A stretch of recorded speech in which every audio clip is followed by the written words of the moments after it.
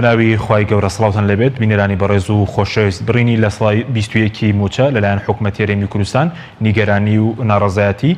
موچەخۆرانی هەرێمی کوردستانی لێکەوتۆتەوە. ئەم بڕیارەی حکومەت پشتی بە یاسایەک و بە یاسای چاکسازیش نەبەستووە کە بڕیاری داوە لە ساڵی 21 موچەی موچەخۆرانی هەرێمی کوردستان بۆ مانگی شوبات ببڕێت. بە میوانداری بەڕێز ئەنوەر سەنگاوی ئەندامی ئەنجومەنی سیاسی کۆمەڵی ئیسلامی کوردستان تاوتوی ئەم پرسە دەکەین. سەرەتا راپۆرتێک دەبین دواتر لەگەڵ میوانەکەمان دەست بە گفتوگۆکەمان دەکەین. حکوومەتی هەرێم بە شێوەیەکی نایاسایی لە سەدا 21 موچەی موچەخۆران دەبڕێت وەک قەرزیش لەسەر خۆی هەژماری ناکات. لە دوایین کۆبوونەوەی ئەنجومەنی وەزیرانی هەرێمدا بڕیاردرا لە سەدا 21 موچەی موچەخۆران ببڕدرێت. ئەم بڕینەش پشتی بە هیچ یاسایەک نەبەستووە و یاسای چاکسازیش لە مانگی 2 دەچێتە بواری جێبەجێکردنەوە.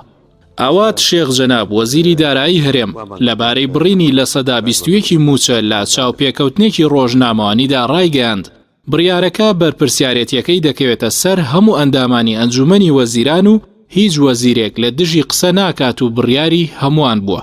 وەزیری دارایی هەرێم وتیشی بڕیارەکەی ئەنجومەنی وەزیران کاتیە چونکە هەر ئەوەندە تەمویل لە بەردەستدا بووە و بۆ ئەم مانگە. لایەنە بەشداربووەکانی کابینەی نوێم لە بری دەستبردن بۆ گیرفانی حزب دەستیان بۆ گیرفانی موچەخۆران برد و موچەخۆرانی ڕاستەقینە بوونە قوربانی گەندەڵی.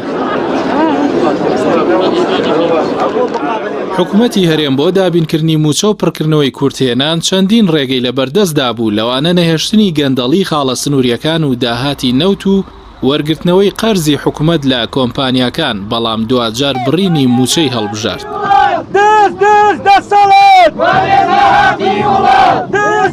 بڕینی موچەی فەرمانبەران کاردانەوەی موچەخۆران و لایەنەکانی ئۆپۆزیسیۆنی لێکەوتەوە. لەو چوارچێوەیەشدا فراکسیۆنی کۆمەڵ ڕایگەیاند ئێوە ئەهلی چاکسازی نین، چاکسازی بڕینی دەستی دزە نەک موچەی خەڵک. لە ڕاگەاندراوێکدا فراکسیۆنی کۆمەڵ لە پەرلەمانی کوردستان ڕایگەیاند جارێکی دیکە وەک چاوەڕێیان دەکرد حکوومەت دەستی کردەوە بە بڕینی قوتی خەڵک و دزینی بەشێک لە موچەکانیان لە ژێر ناوی چاکسازیدا. لە کاتێکدا چاکسازی دەبێت لە پرۆسەی نەوت و گێڕانەوەی داهاتەکەی بێت بۆ خەڵک و خەزێنەی گشتی و کۆنتڕۆڵکردنی خاڵە سنووریەکان و دەرهێنانیان لە چنگی حزب و بنەماڵە و کۆمپانیاکان بێت. فراکسیۆنی کۆمەڵ ئاماژە بەوەش دەکات پشتگیری تەواوی کەمکردنەوەی موچەی پلە باڵاکان و بڕینی ئیمتیازاتە ناشەرعیەکانیان دەکەن بە توندیش دژی بڕین و کەمکردنەوەی موچەی فەرمانبەران و موچەخۆرانی ڕاستەقینەن. لەلایەکی دیکەوە دژی بڕینی موچە لە چەند ناوچەیەکی هەرێمی کوردستان خۆپیشاندان و ناڕەزایەتی موچەخۆران بەڕێوەچوو. موچەخۆران لە گربوونەوە و ناڕەزایەتیەکانیان دژایەتی خۆیان بۆ بڕینی موچە دەربڕی و داوایان کرد حکوومەت هەڵبوەشێتەوە. لە ماوەی 6 ساڵدا ئەمە دووەمین جارە حکوومەتی هەرێم لە کاتی قەیران دەست بۆ بڕینی موچە دەبات بەڵام ئامادە نییە چاکسازی ڕاستەقینە بۆ زیادکردنی داهاتەکانی بکات و کاریشی بۆ گێڕانەوەی پارە دزراوەکانی دەرەوەی وڵات ناکات.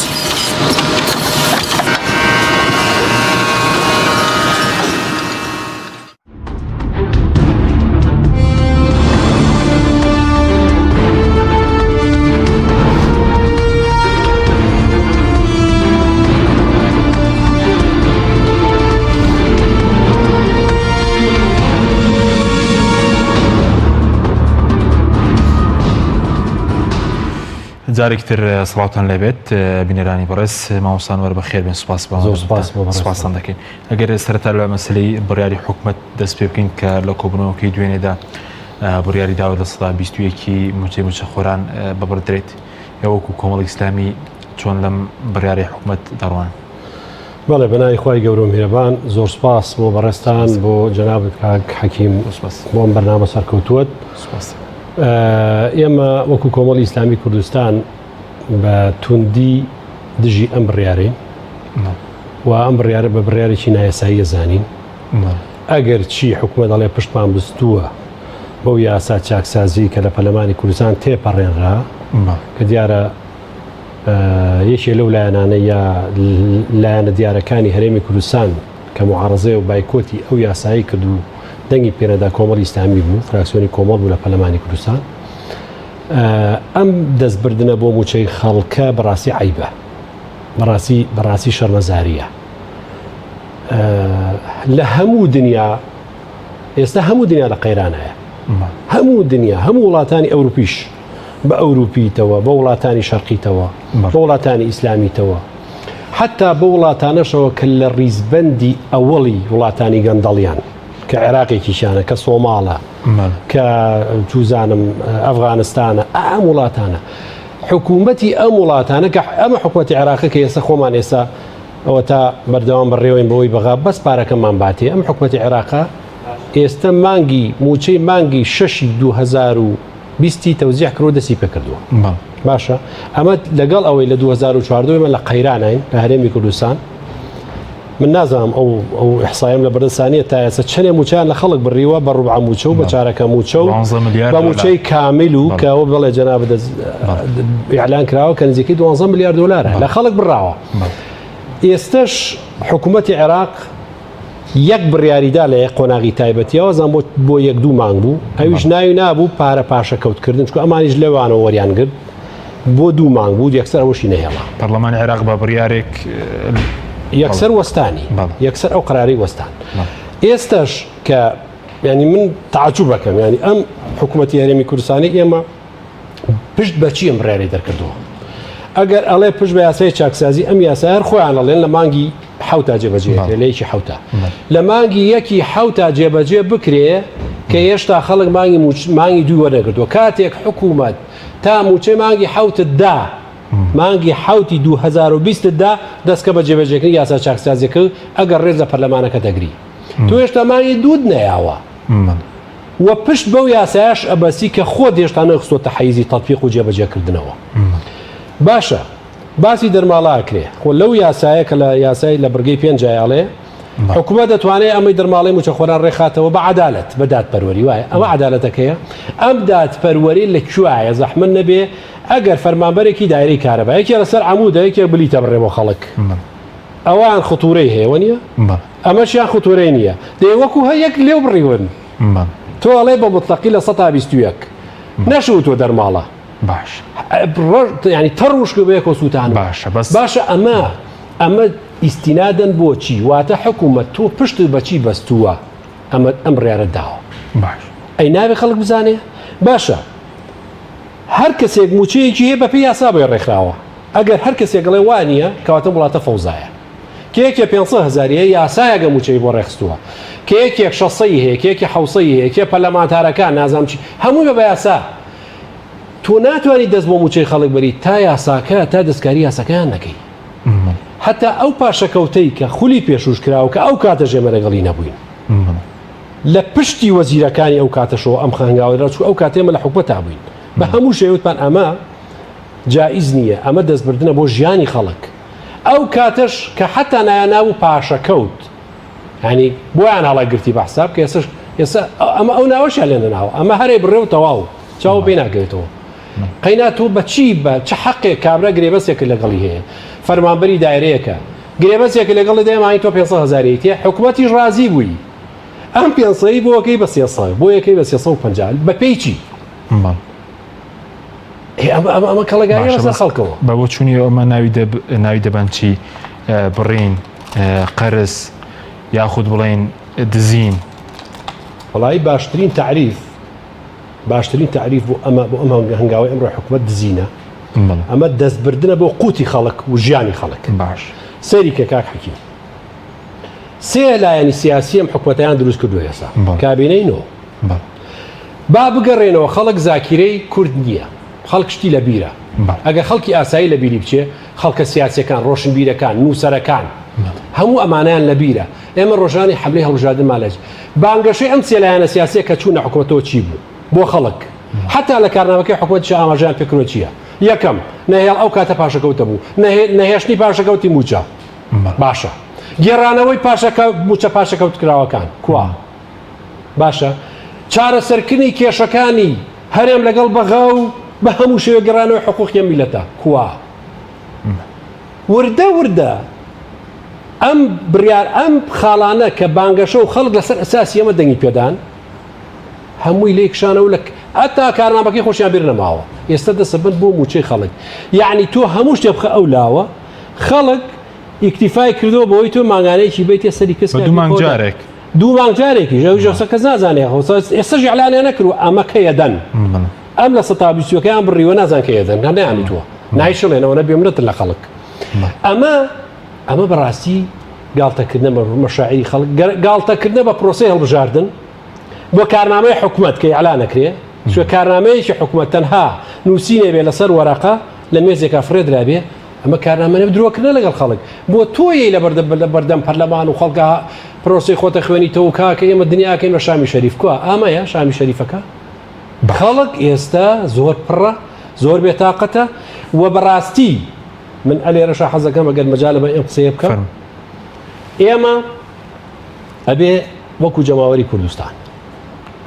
لەسەر ئەم پرۆسەیە ئێمە هەندێک هەنگاومان ناوە هەنگاوەکان بۆ چاکسازی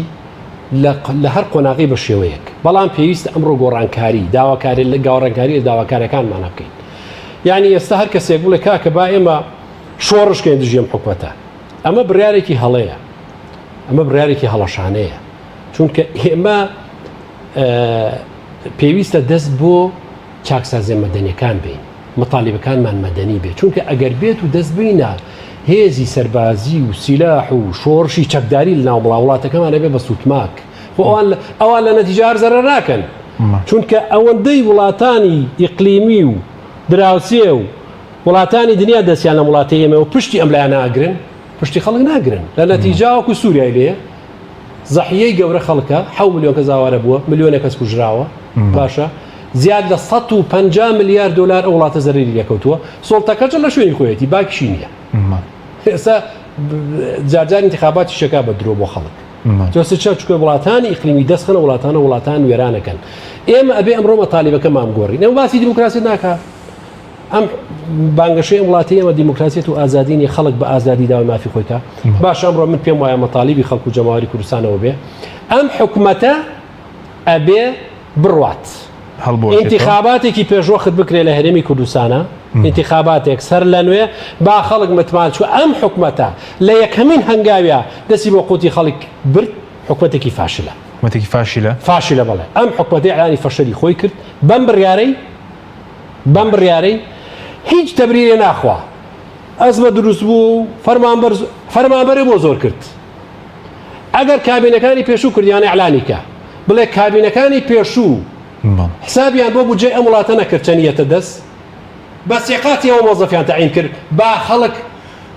یەخەی ئەوان بگرین ئەیکەن ئەواکەن ئەو کابینانەی پێشوو هەڵەکانیان کرد تۆ ئێستا ملیۆنێک و 250,000 مۆزەف تەعین کردووە موچەخۆر و فەرمانبەرت هەیە وەنیە ئەمە چۆن تەعین کرد کە بودجەکە بەشی ناکە ئێستایت کەمێکیتەوە تۆ بڕیارەکە نەدایە تۆ ئەمری فەرمانی ئیداری بۆ ئەم ملیۆن و 250,000 دەرکردووە کە ئەزانیت توانات نەبوو بە خێویکەی تاون توانان نەبوو بودجەی بەیتێ بۆ کردت باش تۆ نەت کردووە کابینەوە بڵێ کابینەی هەش کردی هەشتەی کڕۆبڵێ حەوت کردی بیخەنە ملی ئەوان یەکێتی و پارتی کردیان ئیعلانیکەن بۆ خەڵک لەن ئەم دوو حیزبە کردیان ئەوەنە خەڵکی خانەنشینی نایاساییان تەعین کرد ئەوەنیان پێشمەرگەی بەناو پێشمەرگە تەعین کرد لە وڵاتە کە بۆ حیمایی خۆیان و سوڵتە و دەسەڵاتی خۆیان خوێنەکانیان لێ کڕین معاشیان بۆ بڕینەوە ئێستا ناتوانن دەستیان بۆ بەرن چکە لە قۆناغەکانیشان پێیان بوو با ئەمانەی ئەعلانکەن بۆ خەڵکەوە نازانێت خەڵگەڵێ موچەکەم حەقی خۆیەتی ژیانەوێ لەم هەرێوە ئێستش پێم وایە خۆ پیشاندانەکان ڕوولەوە بکەن کە ئەم حکومەتە ئەبێ هەڵۆشێتەوە انتخاباتی پێشوەخت کرێ لە هەرێمی کوردستان وەکو لە لوبنان کرا وڵاتێکی بچووکی وەکو کوێ دێن بە گاڵتەیان پێگەن لە عەرەبن و هیچ نازانن و ساڵی واسی انتخاباتەکەن چونکە خەلەل لە حکومەتتا دروستە بێ خەلەل لە ژیانی خەڵکا دروستە بێ یەکسەر پەرلەمان خۆی حەلەکە ئێستش ئەم پەرلەمانە خۆی بێدانیشێ خۆی ئەبێدانیشێ ئەمە دیراسەکە ئەمە وەز ئەم خەڵکیتیایە باشە بەس هەر ڕۆژی دەست بۆ شتێکە برێ باشە بەس سەبارەت بە مەسەلەی موچە پێ دوایە لە کاتێکە هەموو موچە خۆران بوونەتە قوربانی و ئێستا تەنانەت لە سەدا 21 کە لە موچەی کارمەند و پزیشکانی تەندروستی بەردراوە لە کاتێکاوان ئێستا لە سەدەمی بڵین کۆرۆنا خۆیان کردتە قوربانی تووشی ڤایرۆسەکە بوون پێ دوایمە پاداشتی ئەوانە نەخێر طبعاً ئێمە ئێستا شتەکان باشە قەی ناکە هیچیان بە پێشمەرگە بێ ئەمە هەرکە عیبە عیب لە هەموو دنیا ئەمە باسکە خەڵک یعنی تەریقە بێتەوە ئیشان بە پێشمەرگەی معاشیان پێشەخەن دەست بۆ موچیان نابن وانە هەتا شەڕی داعش بوو یعنی چی تۆ یعنی تۆ بەڵام جارە چاویشیان نەکردووە لە سەدا 21 هەر بڕی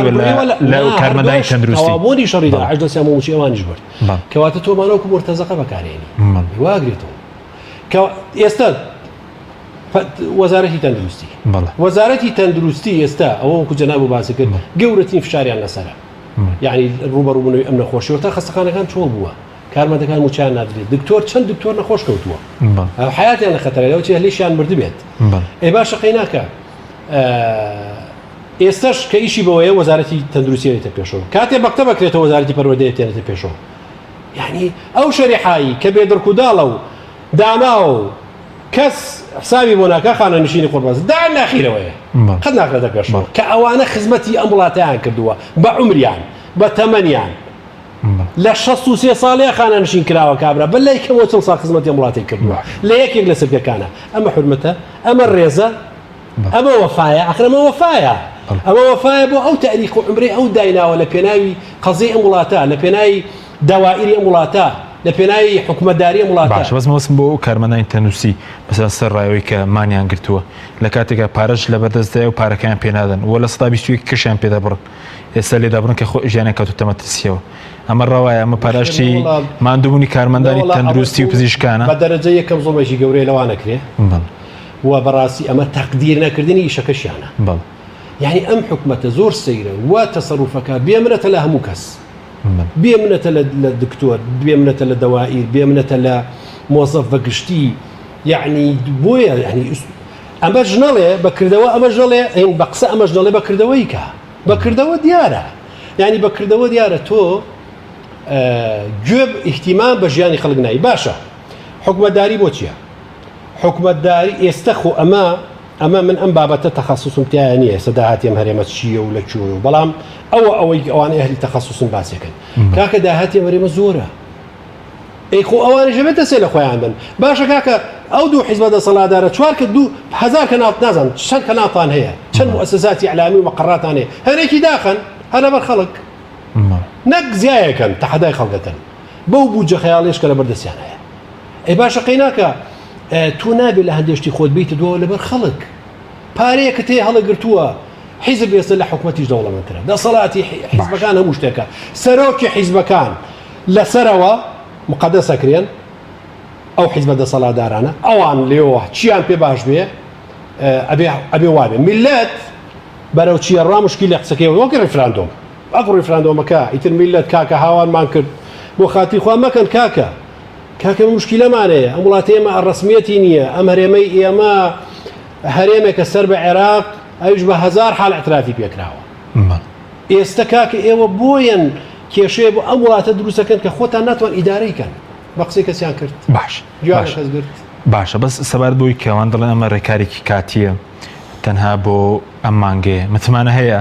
ئەم حکومەتە متمانە هەیە کەم ڕێکار کاتیم لە سەدا 21 بڕینە تەنها بۆ یەک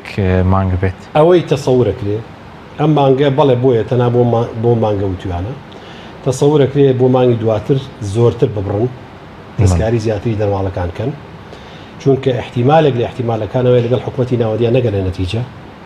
تێگەی ئەوە یەکێکە لە احتیمالە واریدەکان نەگەر نەتیجە چکو ئەمان داهاتێکی سەر بەخۆی خۆیانیان هەیە دەستی بۆ نابن تەسلیمی عێراقی ناکەن تێگەیشتی لەبەرەوەی ئەمان نەهجی خۆیان تێک نایان بۆ کەس و خەڵکیش زرێرێکەکە ئەبێ خەڵک ینی ئەمان زای چیەکەن ژیانی خەڵک و گوزەرانی خەڵک و حیاتی خەڵک ئەیهێننەوە بۆ ئەنی تەقلیسیەکەن جووکێکەنەوەی خەن ئەو قاڵبەوە کە خۆیان ئەیانەوێ نەک ئەمان خۆیان دەست لە خۆیان بڕن چی پێویستەکە چی باشە بۆ ژیانی خەڵک وا بکەن باش بەس پێ دویان بڕیارە نەتیجەیەوە نیە کەوان دەڵێ مەسەرەن بۆی کۆرۆنا بۆی دابەزینی نرخی نەوت کەمبوونەوەی داهاتی ناوخۆیە پێ دوایە بەرەنجامی گەندەڵیەوەی کە ئێستا حکومەت نەتوانێت موچە بدە یا خودلانی کە موچەی ملیۆنێک و 250,000 دا بە دوو مانگ جارێ و جگەلەوەی کاوکاری خەڵکی کاسبکار نەکراوە لە ئێستا لە سەردەمی کۆرۆنا کە بێ بازە ڕوو بێکارن سەیری کە کاک حەکیم کۆرۆنا هەموو دیرای گرتوتەوە وایە بە حکومەتی عێراقیشەوە ئەتوانە بڵێم کەمترین شوێنێک کە کەمترین بەرکەوتەی هەبێ کەمترین نەخۆشی هەبێت لەسەر زەویالەوە چه هەرێمی کوردستان بێ هەموو دنیای گرتوتەوە نەخۆشیە خۆ وڵاتانی دنیا هەمووی کەرنتینەی هاوڵاتیانی خۆی کردووە و دەوائری داخستووە و بەڵام ژیانی خەڵکەکەی مەسۆگەر کردووە ئەو خۆ هەمووی مامانەی بیستی باشە حکوومەتێک نەتوانێت بەرگەی قەیرانی مانگێک 2 مانگ 3 مانگ کە ئەم کۆرۆنایە چەندێکە هاتووە مانگی کۆتایی مانگی 2 کۆتای مانگی 2 مانگی 3 4 5 6 بڵێن 4 مانگ هاتووە باشە حکوومەت نەتوانێت 4 مانگ ڕوبەڕووی کێشەیەک بێتەوە پێوترە حکوومەت ئیتر خەڵک ئەگەر تۆ ئیلا بە شتێکی مسۆگەر کە بێتە بەردەست هیچ حاڵەتێکی مەجوجەز و بەرز و نزمی تیانە بێ ئاوا ژیانی خەڵک بەری بەڕێوە تۆزێ ئەمە گۆڕانکەری بەرنامەکە لێ تێکچێ و دەست بەری بۆ ژیانی خەڵک تۆ پێ ناوترێ حکوومەت ئەبێت تۆ تەسیە بە خۆت دەی بە مؤسساتی خۆت بی لە پێناوی مانەوەی خەڵک وەکو ئیتالیەکان حکوومەتی ئیتالی یعلانی کرد وتی خەڵک زۆر تەسحیە بۆی وڵاتی ئیتالیا بەسەر بەخۆی و بە گەوری بمێنێتەوە ئەمڕۆ خەڵک وڵاتی ئیتالیا تەسیە بە خۆیدا بە حکوومەتەکەیدا لە پێناوی مانەوەی خەڵک ئەمە سیستمی ژیانە باش و ئەنە وڵاتانێکی ئەوروپین وڵاتانێکی ئەلمانین وڵاتانێک ئەی باشە بۆ چاوان لەوان ناکەن ئێوە خۆ بە خۆتان بە ئەلمانی نازانن ئەی بۆ بیرە ژیانی خەڵک ناکەنەوە ئەم بێمنەتی باشە چون خەویان لێکە ئێمە سەیرم لێمانە چون خەویان لێکەوە یعنی ئەو هەموو ئەساتە نابین ڕۆژان ڕۆدا گەنج خۆی کوژێ یعنی پیاو هەیە خێزانەکەی خۆی کوشتووە کێشیان بۆ دروست بووە لەسەر بودجە لەسەر ژیان قەلاقیاوە هەیە کوشتێتی هەیە ئەو ژنەکە پیاوەکەی کوشتووە کێشە دروست بووە ئەمانە نابینە بیری لێ ناکەنەوە باشە چەند حکوومەت لە وڵاتانی دنیا بۆ ئێستیقالی کرێ لەسەر ئەم کێشانە ئەمانە باکیانەیە گەنجێک هەڵەسێ بەتی هەڵەواسێ بەدارێکە خۆی خنکێنێ خەریکا بێ بە شتێکی ڕۆژانە ئێستا کێشەی هەیە مشکلەی هەیە ژیانی نییە ئەی باشە حکوومەت تۆ چییە نەبازیشی ناکە بڕۆ سەری کەناڵەکانیان کە کەناڵەکانی کە خۆیان بژێ باسی قەزیانە ناکەن هەر قەزیێنێ لەلایەن ئەی کاکە چۆن یعنی ئێستا ئەو هاوڵاتیە و مناڵا کە لە شاری کفری وفاتی کرد وانە بوو چەندێک جەرێک بڕ بۆ قەزیە ئەم ئیعلامی سوڵتایان دەسەڵاتدار هەر وایان بچوو کردەوە کە سوکارەکەی ناچار چوون ئەمەنە دڕق بوون ئەوەنە بڵێم ینی خەفەتبار بوون نەک دڵڕان ببوورە خەفەتبار بوون چوون دایان بەسەر ئەو خەستەخانەیە کە عیلاجی مناڵەکەیان نەبێت خەستەخانەکەی حکوومەتیان هەموو تێگا بەسەریەکە بۆ خەڵک باتە ئەمە کاکە یعنی چی کارمەندی تەندروستی لە خۆشییا بایکۆتەکە پارەی پێ نیبێ بۆ دایرەکەی ژیانیشی لە خەتەرایە مناڵەکەشی داوایشی بیرەکە کرێخانەکەشی پێ نادرێ حکوومەت ناتوانێت کرێخان و یەک مانگی کرێچەکان با یەک مانگ وەڵا لە ساعەتدا کاکە تۆ حکومەتداری چۆن واکرێ ینی تۆ نەک ئەوانەی کە موەزەفن پێویستە بیانژێنی ئەو هاوڵاتیانەشی کە کەسابەتیان ئەوەسێ بەهۆی ئەو قەیرانەوە ڕوو لە وڵاتەکە تۆ واجبە فەرزە لەسەر بەخێوانکە یە حکومەتی چیت باش ئەوان لە هەموو دنیاوانیە باشە بەس بۆچی پێدوایەوەی کە بەرەنجامی گەندەڵیت پەیوەندی بەم قەیرانە ئێستاونی نەخێر بەرەنجامی گەندەڵیە تەراکمی گەندەڵیە باش تەراکمی گەندەڵی کەڵەکە بووە ئەمان نازانن یعنی هەر کابینەی ڕۆیشتۆ قەیرانێکی بۆ کابینەکەی تر بەجێڵاوە ها کابینەی پێش و بەپەلە زوو مەسەلەی هینی چاکرد کە زمانێکی نەبوو مەسەلەی چارەکەم وچە و ئەو پاشەکەوتەی لابرد بەپەلە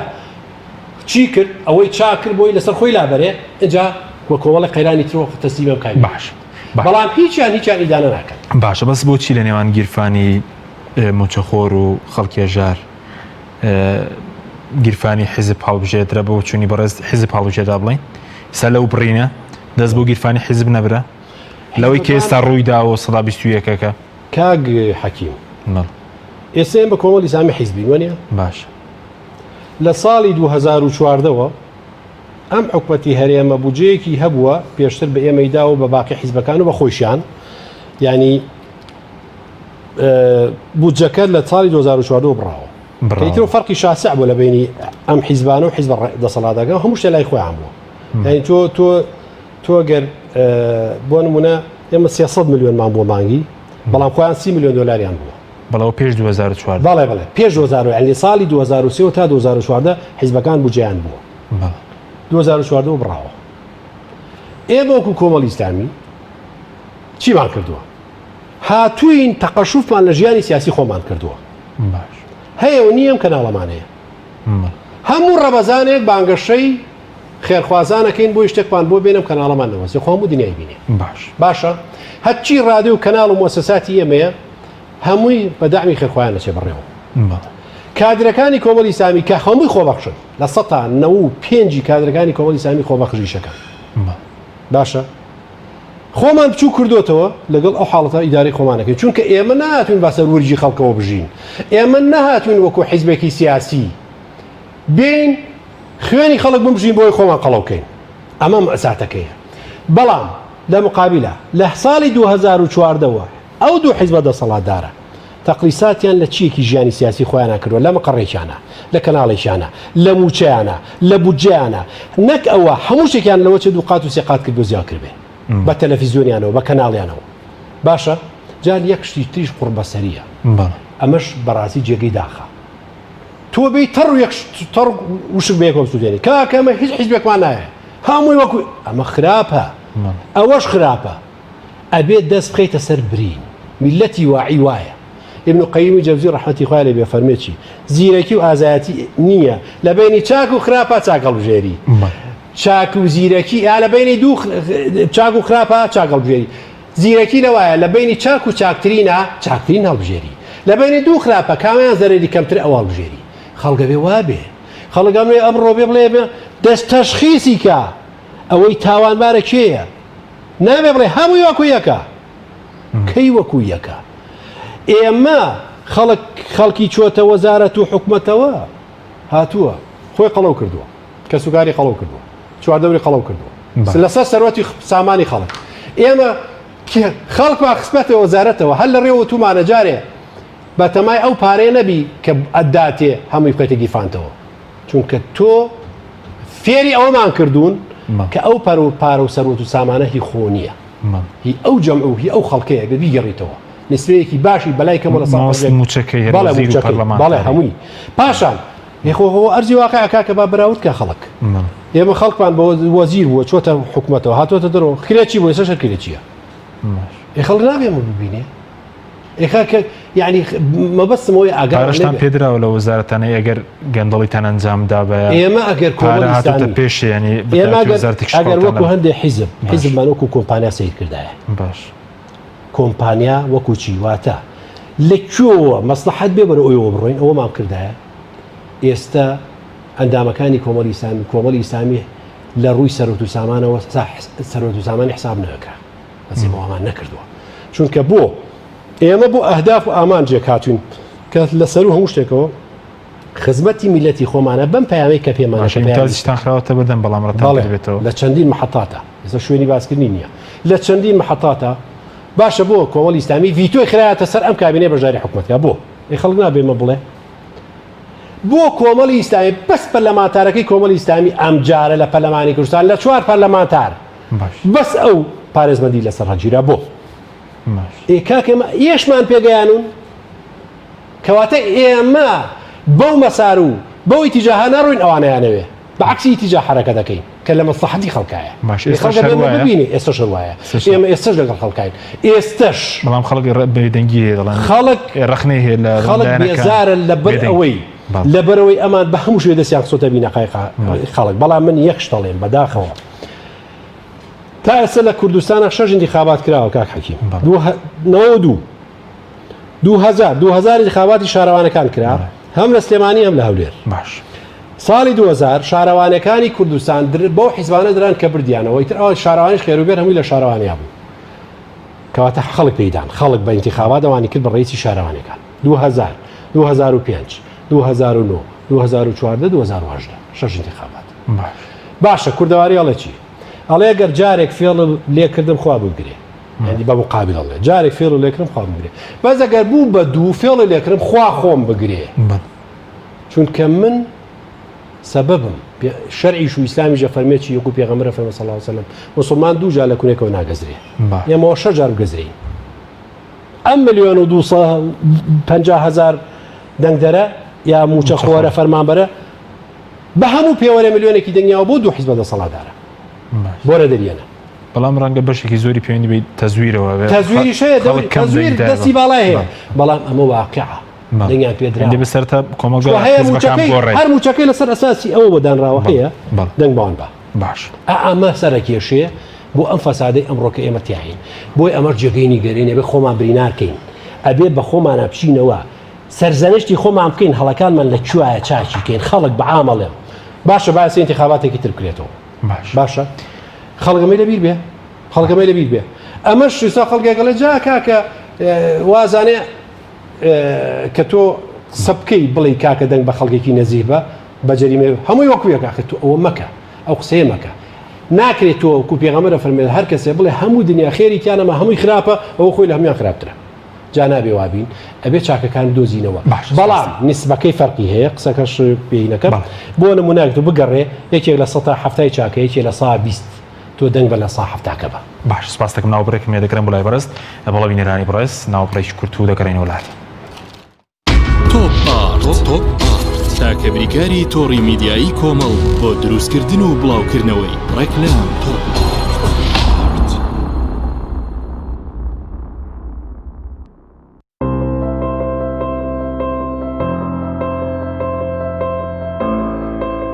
چونکە شیر لە ژیانی هەموماندا گرنگی خۆی هەیە من باشترین شیرم بۆ خەزانەکەم هەڵبژاردووە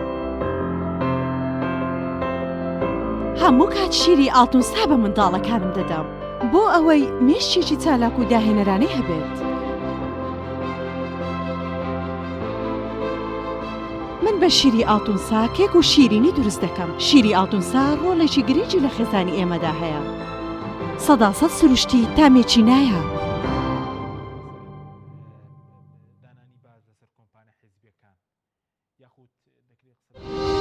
ساردخانەی چوارقورنە بۆ یەکەمین جار گەورەترین ساردخانە لە سەر ئاستی عێراق و پارێزگای سلێمانی لە دەشتی بە پیتی بتوێن کراوەیە ئەم ساردخانەیە سەرمایەیەکی باشە بۆ هەموو جوتیار و خاوەن کێڵگەکان کە چیتر بەرهەمەکانیان هەرزان فرۆش نەکەن سوود لەم ساردخانەیە وەربگرن لە ساردخانەکەمان توانای پاراستنی 1400 تن بەرووبوومی جیاوازی هەیە کە سەرجەم بەرهەمە کشت و کاڵیەکان لەگەڵ هەموو جۆرە بەرووبوومێکی شیرەمەنی و بەشی تایبەت بە پاراستنی گۆشت و ماسی و مریشک کراوەتەوە و دەتوانن بەکاری بهێنن ساردخانەکەمان جگە لە بوونی کارەبای 24 کاتژمێری گرنتی پاراستنی سەرجەم بەرهەمەکانی لە ئاستۆدایە هەمیشە داشکاندنی بەرچاو دەکات بۆ سەرجەم جوتیار و خاوەن کێڵگا پەلەوەریەکان ساردخانەکەمان بە سەرپەرشتی مامۆستا عەبدوڵڵا و سلێمان شاخەوان ناونیشان چوار قورنە نزیک پێشانگاکانی فرۆشتنی ئۆتۆمبیل ساردخانەی چوارقورنە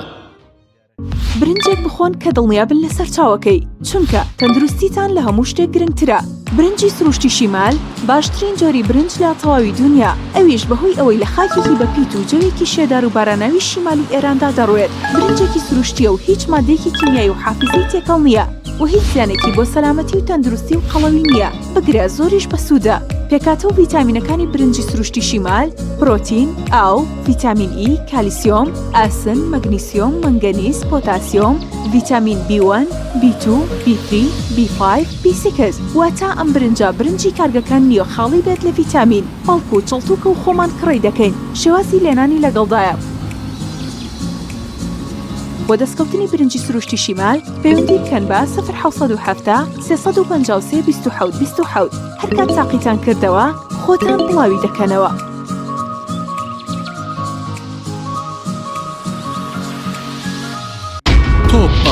تۆپ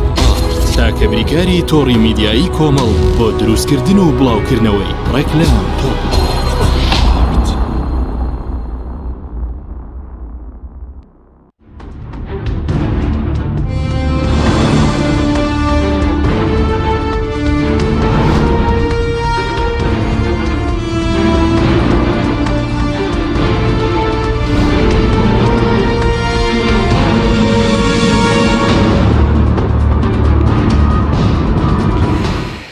جارێکتر سڵاوتان لەبێت بینەرانی بەڕێز مامۆستا بگەرم و لای بەڕێزت بەر لەوەی کە بچینە سەر ئەو ڕێگانەی کە پێویست بوو دەستیان بۆ بکرێ حەز دەکەم بەسەر کاری پەرلەمانیتان ئێوەی چ ڕێکارێکتان کردوتە بەر مەسەڵەن لەسەر موچە لەسەر ئەو قەرزانەی کە حکوومەت لێ پرسیین و لەگەڵا بکرێ خو لەمە دووە چەندە زەرورە هەماهەنگی بکرێ لەیان فراکسیۆنەکانی ئۆپۆزیسیۆن سەبارەت بە بانکێشکردنی حکوومەت و لێ پرسیین و لەسەر ئەو کار نایاسایی و بڕینی 121 موچە باڵێ هەر لە دوای انتخاباتی ئەخیری پەرلەمانی کوردستان فراکسیۆنی کۆمەڵ لە پەرلەمانی کوردستان چەند ڕێوشوێنێکی کردووەتە بەر بۆ بابەتە یعنی بەڕاستی هەر لەسەر مەسەلەی ئەم 400 ملیارە کە پێش داوای ئەم ئاخر جار ینی کۆتا جار فراکسیۆنی کۆمەڵ کە ڕیادەی ئەم قزەی کردووە داوای بانکێشی سەرۆکی حکوومەتی کرد بۆ پەرلەمانی کوردستان لەسەر ئەم 400 ملیارە کە من لێرەوە سوپاسی جەماوەری کوردستانەکەم کە لەڕێی ئەو هەشتاگانە و لەڕێی ئەو تعلیقات و کۆمنت و پۆستانەی کە لە تۆڕە کۆمەڵایەتەکان بەڵیان کردەوە فشارێکی گەورەیان لەسەر حکوومەت کرد دروست کرد شارێکی باش بوو کە حکوومەتی والێ کرد جارێککە نتوانێت پارە خەڵک بشارێتەوە و پارەش ئەبێ بدرێتەوە بە خەڵک کە پارەیە بۆ خەڵک هاتووە ئەمە هەنگاوێکی زۆر گەورە بوو جێگەی تەقدیر بوو پاشانیش ئەو ڕێکارە پەرلەمانیانەی کە لەسەر گێڕانەوەی داهاتی خەڵک بۆ خەزێنی حکوومەت پەرلەمان فراکسیۆنی کۆمەڵە پەرلەمانی کوردستان گرتوێتێ بەر لەسەر ئەمە بەردەوامەوەی عازی کۆمەڵی ئیسلامی مەکتەبی سیاسی بۆ فراکسیۆن ئەوە بووە کە لەسەر ئەم بابەتانە بەردەوام چونکە پەیوەستە بە ژیانی خەڵکەوە لەسەر خەت بێ و هیچ مساومێکی تیانەکە و هەرچی گەندەڵکارێکەیە لە هەر شوێنێکی پرۆسەی داهاتی هەرێمی کوردستان ئەبێ تەشخیص کرێ و دیاریکرێ باشە کاک حەکیم من بە جەنابەت دەڵێم و بینەرانی خۆشەویستیش ناکرا ئێستا ینی ئەم داهاتانەی کە هەمووی باسەکرێ و کە ئێستا موجودە و نزیکەی 190 ملیار دینار داهاتی خاڵە سنووریەکانە لە ڕێی کۆمپانیا حیزبەکانی خۆیان قەبارەی کەندەڵی بۆ کۆمپانیەکان دەڕوە بوو کە کۆمپانیای خۆیانە کە کۆمپانیای حیزبین لێرەش و لەولاش ئێ باشە قەینامە 190 ملیارە خۆ ئەوەی کە ئەبڕێوازام لە ساڵ 180 ملیارە باشە قەیناکە نزیکەی 820 ملیار دینار حکوومەت قەرزی هەیە لای کۆمپانیالەکان ئێبووری ناگرێت و خۆچێ مانگێکی پێ دەبرە بێ ئێبوو نایێنێەوە بۆ زەخت ناکە ینی ماڵی سی بۆ ڕۆژ نیە بۆ ڕۆژی ڕژ نییە کابرا هەیە کۆمپانیای هەیە ئەوە زیاد لە 10 ساڵ لەلایەتی وەڵا بە قیستەیاتەوە بە شێوەیەکیش حکوومەت هەر سوود استفادی لێ ناکە ئەمڕۆ قەیرانە ئەمڕۆ کێشەیە پێویستە حکوومەتێتە سەرخات دەیان شتی تریشەیە دەیان بابەتی تریشەیە کە باشە حکوومەت ئەم اتفاقی کە کردوێتی بۆ فرۆشتنی نەوت کە پرسی بە کەس نەکردووە کە ئێستاش ئەو تا باجەکە ێنەین کە لە 140 ئەم داهاتە بۆ ئەم حکوومەتەیە لە 160 بۆ کۆمپانیەکانەڕ ئەمە لەکوێی دنیا هەیە هەرم حکوومەتی عێراقی پاڵان وای کردووە ینی ئەم هەڕاجکردنی چوینەوتی لە 112 و لە 180 بۆ خەزیێنەیە لە ڕێگەی سۆمەوە ئەی باشە قەیناکە ئەم هەڕاجکردنی مڵک و ماڵی میلەت و سەرەت و سامانی میلەتە لەکوێ ئەکرێ نەزەم لەکوێی دنیا ئەمە کراوە تۆ لە 160 ئەی بابەخەوە ناشیترین مقاول بێنە لە هەموو دنیا دێت گرێبەسێکە لە شوێنێکە ئیشێکە هی خۆی بێ لە 160 ئیشەکەی خۆی بە کابرایەکی بێگانە بە لە ساچری بە خۆیان گرێ نەوتەکەی تۆیە وڵاتەکەی تۆیە ئەرزەکەی تۆیە سەرۆت و سامانەکەی تۆیە ئێ تۆ ئەوەیە کە ئەیەنی بەکرێی گری بە حەقیقەکەی بەرێ بۆ لە بەرەوەی شەریکن لەگەڵیانە ئیتیفاقیان هەیە لەگەڵیانە حیسەی خۆیانان هەیە لەم پرۆسەیە ئەمە وای کردووە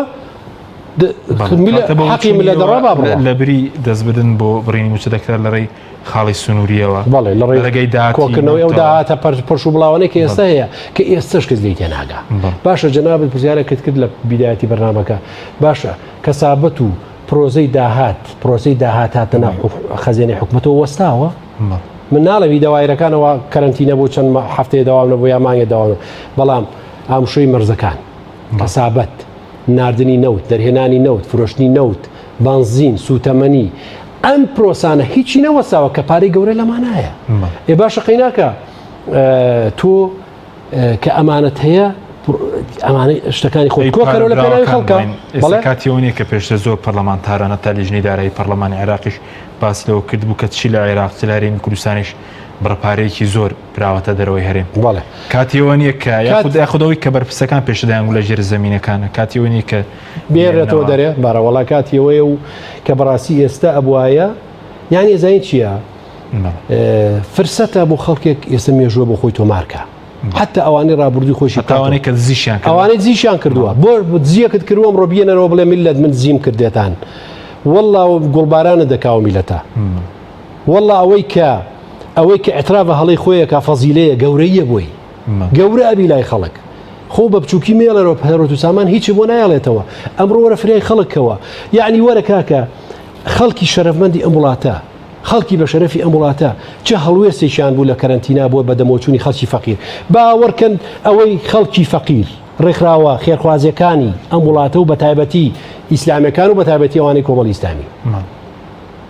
لەوە ئەچێ بەس کۆمەڵی ئیسلامی من ئیحسایەک ێستا لە بەردەستمایە ئینشەڵا لە دەفرێتێکی نزیکا تەواوکە بەس کۆمەڵی ئیسلامی هاوکاری 36,000 عایلەی کردووە لە کاتی کەرێنتینە ڕێکخراوە خێرخوازیەکان ڕێک لە ڕێکخراوە خێرخوازیەکانەوە هەر بە پارەی خەڵک نەک پارەی خەڵک نەک پارەی کۆمەڵ خۆی پارەی لە خەڵک وەرگرتو دەیاتی لە خەڵکی دەوڵەمەند خەڵک کردووە بەڵێ سوالەوە خەڵک کردو شەرەفیشە بۆمان گەورەیە باوەڕکە کاک حەکیم ئێمە لە کاتی کەرەنتینە و ڕەمەزانە پرۆسەی کاری سیاسی کۆمەڵی ئیسلامیمان وەسانووە لە هەندێک محەتاتی جیاجیانە بێ تەرکیزمان لەسەر ژیانی خەڵک بووە هەموو ئۆرگانەکانمان بە بەڵمەندمانەوە بە ئەنجومەنمانەوە بە بارەگاکانمانەوە بە ڕێکخراوە وتوانە با دەست بەم خەڵکەوە بگرین ئەم ملەتە خەڵکێک فریای نەکەوێ خەڵکێک دەستی پێوە نەبێ ئەخلاقیشی لە دەسەیە خەریکە بەرەوەوە چۆ ئاڕۆین خەڵکێکی نایبینین کوشتن بڕین هەژاری داماوی ئێکاکە حیزبی سیاسی ئەمڕۆ ئەوەیە بێتە سەر خەت لە پێناوی خەڵکە دەی باشە قەیناکە تۆ کەی مووەکانی لەشت گرژە بێ بۆ ئەم خەڵکە چوویتە تەقوش بنێکەوە سەری خستۆ بەناو ئەرزاق و نەعامە هیچ نابینی لە ناو ناز و نعمەت و خواردنەوە و ڕابواردن و وڵاتانی خۆ لە ژیانی خۆ ڕەنگی خەڵک بێ بەس بەرامبەر دەرەوە وەکو نەعامەە ڕەنگە بەناوبەر خەڵکی ناو خۆ زوڵمکردن ستەم ئەوەکەوە ئەمە ڕۆژێکەمە کێمە ئێمە و کاتەکە وتمان کاکە بە ئەم وڵاتی خۆمان نەخێنە بەر کۆمەڵێ نەشتەر یا کە هەنگاوان بۆ شتێک نا خۆمانی بۆ ئامادەکەین بە تایبەتی مەسەلەی ڕفراندۆ ئەگەر هاتینە سەر ڕوبەڕووبنەوە هاتینە سەر حیسار هاتینە شەڕ ئامادە بین بەڵام ئەم قسانە هیچی وەرنەگیرا و شتەکەش کرا و دوای کاتێ فشار و زەختمان بۆ هات و پێویست بوو ئێمە هەندێک هەنگاو بنین نەمانە بۆیە کاک حەکیم ئەمڕۆ پێویستە ئەو حیزبانەی کە پارەیان لایە باش کە قوتی خەڵکیان لایە ئەو کەس و بەرپرسانەی پارەی ئەم وڵاتیان بردوتە دەرەوە بیهێنە دەرەوە مرۆ ڕۆژی تەنگانەیە سبێنێ مێژوور ڕەحمە کەس ناکە حیزبی بەعز لە عێراقا 7 ملیۆن ئەندامی هەبوو 7 ملیۆن ئەندام ئەو ڕۆژەی کە سەدام حوسێن بەو سەرۆت و سامانەیەوە ئەو زوڵمەیە کرد کە ئاگای لە میلەت نەبوو کە ئێمە ئێستش هەندێکمان لێستا هەندە بەراوردکاریەکەی کە من بە هەڵەیە زانم هەنە بەراوردکارێکی ئەڵێن ئەسەردەمی سەدام حوسێن لاندێ ڕۆ باشتر بوو بۆ لە بەروی خەڵکۆ نەبێزار بووە چی کرد بە شەو ڕۆژێ یەک ئەندامی نەما خۆشی چووە کونێکەوە دوای وەکو جوجومر شکێنانە دەرەوە بابە بۆ خاتری خوایسە تۆ خەڵک لەسەر سەری داناوی خەڵک لەسەر سەری داناوی ڕێزە دەگرێت ڕێز لە مێژوو دەگرێت ڕێزە ژیانە دەگرێت بۆ ناگەڕێتەوە بۆ میلەتی خۆت بزانە میلەتەکەت احتیاجی چیە گەورەیە بۆت پشکردن بە میلەت بڵێ میلەت بڕۆچێکەکەی بیکارە زوو خۆتە زەرری لەیەکەی چونکە هەمومان بە میلەت وەشتی بەس پارە فریای سەرکردەکان دەکەوێت بۆ نمونە ئەوەی کە بەڕێز باسی بیا سەدام یاخۆ بڵێن چەک و پارەیە خودەوەی کە حوسنی مبارەک خاوەنی 30 میلیارد دلار بوو لە دەرەوە بەڵام دوجار هەم ئەم دنیای هەر بەجێش واقع پێماناڵێ کاک حەکیم هیچ پارە فریای کەس ناکەوێت پارە فریای کەس نەکەوت ینی کامەیان کە زۆری سەروەتەکەی زۆر بوو ینی معەمەر قەزافی یەکێک بوو لە ملیاردێرەکانی عالەم ینی هەتا نسبەتێکیش ملەتی خۆی بەخێوە کرد بۆ معلوماتێ لە وڵاتی لیبیا هەتا معەمەر قەزافی مابوو کرێکی نەبوو نظامێکی دانابوو ئەو نظامی خۆی هەبوو کتاب الأخضری هەبوو کتێبێکی هەبوو بە حسابی خۆیەوە کتێبێکی مقدس بوویشی لەسەر کرد یەکێک لە بڕگەکانی ئەو ئەبێ هاوڵاتی لە لیبیا نابێنی کرێکی بێ و ئیشی لەسەرەوەش کردبوو تا حدێکی زۆر تەختەی کردبوو وەکو من بیستومە بەڵام چی لێ هاات لە نەتیجا لە بەرەوەی گوێی بۆ میلەتی خۆی نەگرت لە تونێڵەکە بڵێن زۆر بە زەلیلی کوشتیان یعنی نەپارەی برد لەسەرەوەتی سامان مناڵی هەمووی پەرتەوازە بوو ئایلی ژیانی بۆ ئێمە بەڕاستی ئەمە ئەم قسانە بۆ ئەوە نییە ئێمە ئەعلانی حرب بکەین و ئەعلانی شەڕکەین و بڵێن کاکە بەس ئەمە مێژووە ناویشان لە مێژوودا دەڕزێوانەی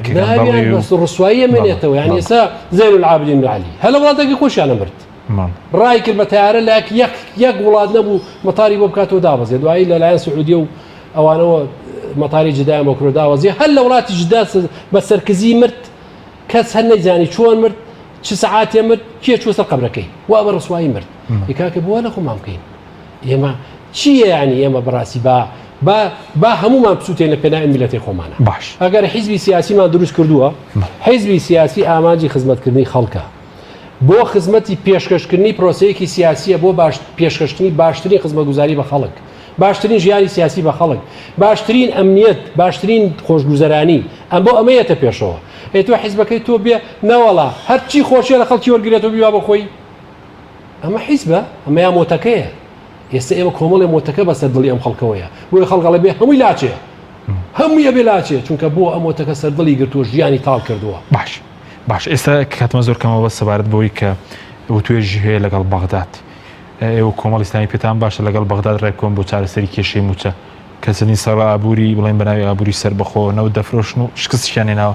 ئێستا کاتیەوەی ڕێکەوتنێکی گەشتگیر بکرێت بۆی خەڵک لەو ناڕەحەتی کە تێیدا ڕزگار بکرێت. بەڵێ ئێمە قەناعەتمان وایە لە نتیجەی ئەم هەموو کەڵەکەبوونی کێش و گرفتانەی لە وڵاتی ئێمایە کە حکومەت گەیشتوتەوەی معاشی پێ نادرێ باشترین چارەسەرەوەی گەڕانەوەی بۆ بەها و دانیشتن و سازانە لەگەڵ حکومەتی عێراقیە بە شێوەیە کە مافی ئەم میلەتە وەرگیرێتەوە و ئەم میلەتە بەڕاستی ئەبێ ژیانی شەرەفمەندانی بۆ دابین کرێ و ئەم حکومەتە پێویستە ئەم هەنگاوە لەم هەنگاوە بە جدی بە سەریعی بێتە سەرخەت لەو ڕێگەیەوە چارەسەری گرفتەکانی قەیرانی دارایی ئەم وڵاتە بکە تەنها منفەزی ئەوە ماوەتەوە چونکە ئەوانی تری لەژێر دەست دەرچوو پرۆسەی فرۆشتنی نەوت لە هەرێمی کوردستانە و بێمنەتبوون لە وڵاتی مرکزی عێراقی لە حکومەتی مرکزی عێراقی فەشەلی هێنا ئەبێ ئەمە هەموو لایەکمان احترافی پێ بکەین ئەوە تا ئێستا ماوەیەک نەوتەکە داوەزی هەر پارەکەی خۆی نەکردەوە کە دەریان هێنا و میلەت بوو بە زەرێکی گەورە بۆ ئەم میلەتە کە لەسەر ئەو نەوتە بوو ئێمە علاقەمە لەگەڵ عێراق تێکچوو ئەژینا هەتا ئەم نەوتە نەبوو هەتا ئەم بەڵایە نەبوو بە بەڵا بەسەر خەڵکەوە هەموو مانگی حکومەتی عێراقی نزیکەی 1 تریلیۆن دیناری هێنار بۆ ئەم هەرێمە 200 میلیارد بە سەربەرزی خەڵک معاشی خۆی وەرەگرت بە تاریخێکی دیاری کراو لە 16 مانگەوە دەسی پێ کرد لە 29 مانگ تەواو پێشینە هەبوو خزمەت گوزاریە هەبوو وردە پرۆژێ بچووک بەرهەمە ژیانی هاوسەرگیری دروستەکە لە ئەنگەرجەکانەوە وردە ژیانی خەڵک بۆ ئەمەتان کرد بۆ تحقیقی ئامانجە شخصیەکانی و حیزبیەکانی خۆتان ئەوەتە باوەڕکە کاک حەکیم ئەمە بۆ مێژووەڵێم لە کۆتا کۆبوونەوەی حیزبە سیاسیەکان لە ئەنجومەنی وەزیران کە ئەنجام دراو لەوێ لە ساڵی 2000 چەند ساڵی لە دوای پرۆسەی ناردنی نەوت دەسی 2014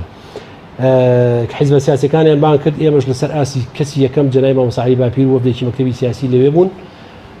کاتێک باسی ئەم پرۆسەی نەوتفرۆشتنیان کردبوو ئەمە قسەی کۆمەڵی ئیسلامی بووە ئێوە زەمانی ئەوە ئەکەن ژیانی ئەم میلەتە بەم نەوتفرۆشتنە دابین بێ و دوای خەیرانمان لەگەڵ ئەم حکومەتی ناوەندیا بۆ دروست نەبێ ئەمە جوابی وەزیری سامانە شتۆژەکانی ئەو کاتە بووە سەرۆکی حکومەتی ئەو کاتە بووە کە وتوانە بەڵێ ئێمە زەمانی ئەوەکەین دوایی حتا بۆ سۆبەوترا ئەگەر نەکرا یەکێک لە ڕئیسی یەکێک لە وەفدی حیزبەکان تویان ئەو کاتە ئێمە سەرۆکی ئەو حیزبەی کە ئەم بڕیارەیە وەحدامەکەی هەر بۆ سوحبەت یعنی ئەمە وەک بۆی جریانەکەش بۆ خەڵک بیزانێ مەبەستمەوەی ئەو کاتەش ئینزاری ئەومانداوە ئەم شتە زەمانەتی نێودەوڵەتی نەبێ ئەم هەنگاوە ئەنرێ کە سبێنێ تەسیل لە ژیان و قوتی خەڵکەکە ئەبێت زۆر بە وریایی دەسی بۆ بەرن بەڵام بەداخەوە کاتێکیش باسییان کرد بووە حیزبەکان شتەکان کردبوو یعنی وەکو پرسە گورگانێ ها ئەمەمان کرد ئەژینا هیچ زمانێکی بەس بە قسە وەکو فڕێژاندۆمەکە ئەی نەشر لە ڕێژاندۆمەکەشان بە پێمان وتمان کاکە چ زمانێکتان لە هەموو دنیا وەرگرتووە تیان وەڵا کاکە هەندێکیان وت لە ئیعلامە لە جەلسەی ڕەسمیانە 21 وڵاتی اعترافی کردووە دوایی یەکی من لە یەکی لە کۆمونە سیاسی باڵاکانە لەوێ بووم یەکێک لە ڕئیس یەکێک لە وەفدی ئەو حیزبە دوو دەسەڵاتە وتی وەڵا زۆربەی جەرائیدی دنیا باسی کوردەکە ئەمڕۆ جەرائید جەریدەکانی دنیا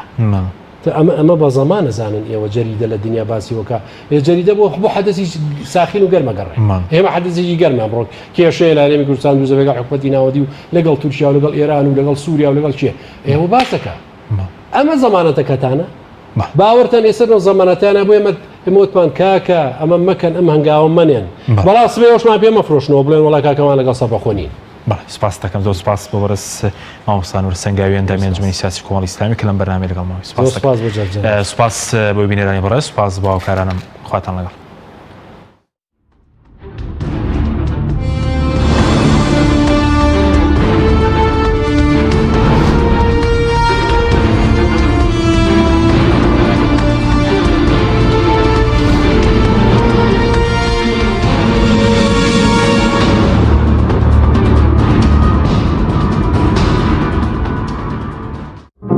کۆرۆنا لە ئێستادا ترسناکتر لەوە بڵاو بێتەوە کە بیری لێ